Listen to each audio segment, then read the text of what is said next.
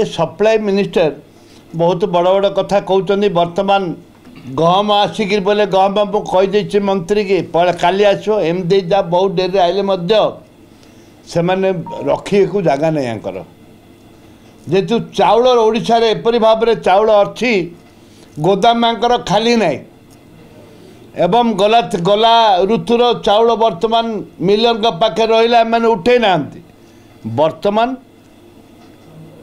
वर्तमान धान कटनी छटनी चारिआडे अटकिकी बस धान कोटे मंडी उठुनी गहम जो कथा बड़ बड़ कथा विधानसभा कही ए गहम भी फेरी जाकू बसलानी ये गोटे अकामी लोकोटे ये मंत्री सी